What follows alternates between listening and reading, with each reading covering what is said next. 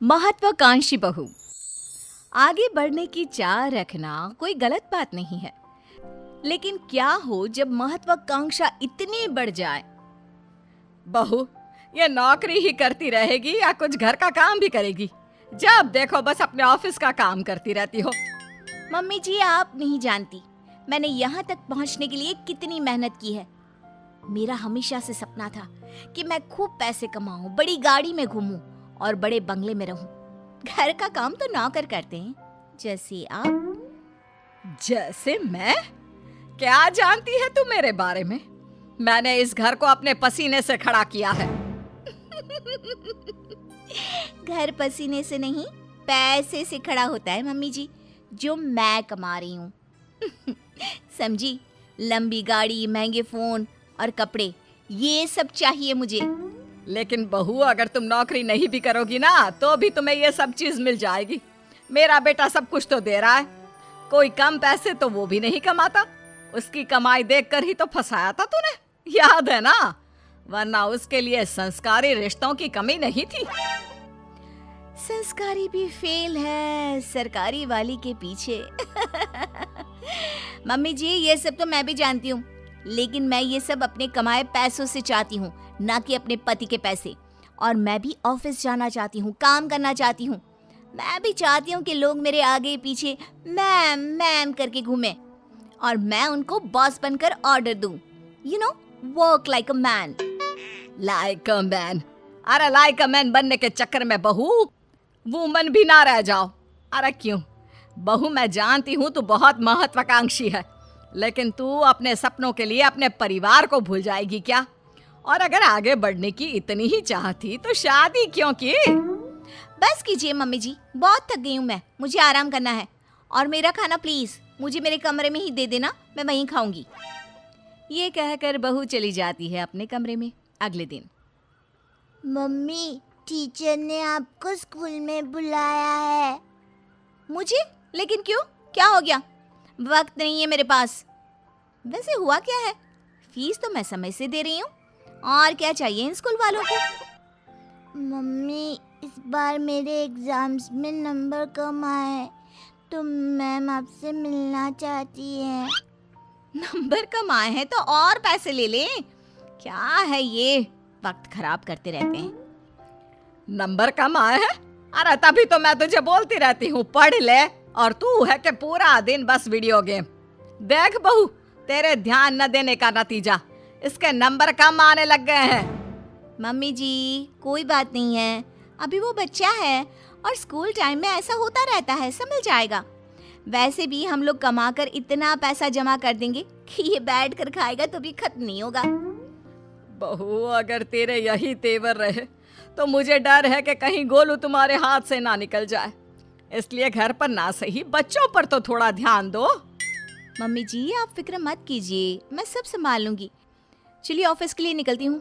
हाथ से बच्चा निकले ना निकले, आप मुझे ऑफिस से जरूर निकलवा देंगी। मैं निकलवा दूंगी? अरे तेरी हरकतें, इसे तो कहना ही बेकार है। लगता है अब विक्रम ही इससे बात करेगा। सास बेटे को फोन करके सारी बात बता देती है। हाँ माँ, तू सही बोल रही है। आखिर हम काम तो मुन्ने के लिए ही कर रहे हैं। अगर वही ठीक नहीं निकला तो मैं बात करता हूँ उससे। शाम को बहू जब काम से घर लौटती है, मम्मी जी, अगर आपको यहाँ किसी चीज की परेशानी थी तो आप मुझसे बोलती, इनको फोन करके बताने की क्या जरूरत थी? क्योंकि तू मेरी बात सुनने को तैयार ही कहाँ होती है। तुझे तो केवल अपने काम की पड़ी होती है। मैंने अपनी परेशानी अपने बेटे को बता दी, अब वही सब यहाँ आकर संभाल सकता है। कुछ दिनों बाद बेटा विदेश से घर आता है। ये सब क्या हो रहा है? मैं नौकरी करने विदेश क्या चला गया? तुमने तो घर के कामों से छुट्टी ही ले ली। अगर मुझे पता होता तुम ऐसा कुछ करोगी तो मैं कभी विदेश ही नहीं जाता। लेकिन मुझे समझ में नहीं आ रहा तुम ऐसा क्यों कर रही हो? तुम घर पर ध्यान क्यों नहीं दे रही? घर के कामों पर क्या ध्यान देना, उनके लिए मम्मी जी है ना। मैं भी तुम्हारी तरह पैसे कमा रही हूँ और अपने सपने पूरे कर रही हूँ।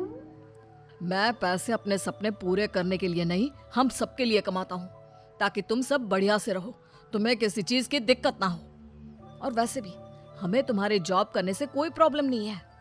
प्रॉब्लम ये है कि तुम अपने परिवार के प्रति जिम्मेदारियां पूरी नहीं कर रही हो। पूरी जिम्मेदारी उठाने का ठेका मैंने लिया है क्या? अरे कुछ तुम ही कर लो। ऐसा है तो ठीक है माँ, मैं घर के कामों के लिए नौकर रख रहा हूँ और गोलू की पढ़ाई वगैरह मैं सब खुद देख लूंगा। अगले दिन से घर का सारा काम नौकरानी संभाल लेती है और कभी कभी तो वो सास की देखभाल भी करती है। तूने एकदम सही लड़की को काम पर रखा है। कितना काम करती है और शिकायत का एक भी मौका नहीं देती। दिखने में भी कितनी सुंदर है। बेटा सच कहूँ तो बहुएं ऐसी ही होनी चाहिए। माँ वैसे भी ये नौकरानी नहीं है, दरअसल ये मेरे ऑफिस में ही थी, लेकिन जब मैंने इसे अपने घर की प्रॉब्लम बताई तो मेरी मदद करने के लिए राजी हो गई। दूसरों के लिए सोचती भी कितना है। हाँ माँ, मुझे नहीं पता था कि ये गीता इतना अच्छा घर का काम भी कर लेती है। वैसे माँ ये ऑफिस में भी सब कुछ संभाल लेती है, वो भी अच्छे से। बहुत महत्वाकांक्षी नहीं है, लेकिन सबको लेकर आगे कैसे बढ़ना है ये इसे अच्छी तरह पता है। मुझे इसकी सबसे अच्छी बात क्या लगती है पता है? क्या बेटा? जब मैं घर पर नहीं होता तो ये आपका और गोलू का कितना अच्छा ध्यान रखती है। तभी घर में मेहमान आ जाते हैं। ओहो, ये लोग भी ना धर्मशाला समझकर रोज आ जाते हैं। ये बोलकर वो अंदर चली जाती है। अरे आइए आइए बेटा, जरा चाय पानी लेकर आना। तभी गीता सुंदर सी साड़ी में अच्छे से चाय पानी लाकर टेबल पर रख देती है। हाय रे, आपकी बहू सही रास्ते पर आ गई। नहीं तो हमेशा हवाई बनकर घूमती रहती थी। अरे नहीं नहीं, ये नौकरानी है हम लोगों के यहाँ। बेटे के ऑफिस में ही नौकरी करती है। वो क्या है ना, पैसों की जरूरत पड़ गई थी इसे तो पार्ट टाइम में। लेकिन कितना अच्छे से काम संभाल लिया है आपका। घर भी चमक रहा है और सब कितना अच्छा लग रहा है। तभी बहू आ जाती है। इसी काम का तो उसे पैसा मिलता है, तो उसे करना ही पड़ेगा ना। कितनी अच्छी लड़की है। काश मैं इसकी शादी तुझसे करवा पाती। मुझे एक अच्छी बहू मिल जाती और तुझे एक अच्छी बीवी। मम्मी जी, आप ये क्या बोल रही हैं? मैं तो बस वही बोल रही हूँ जो मेरे मन में आया। कुछ गलत कहा क्या?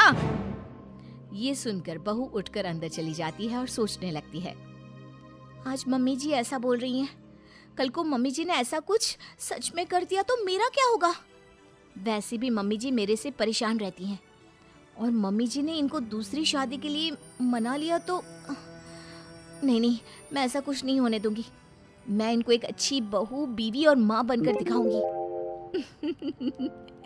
उस दिन के बाद से बहू अपने परिवार का ख्याल रखना और एक अच्छी बहू, बीवी और माँ बनना शुरू कर देती है।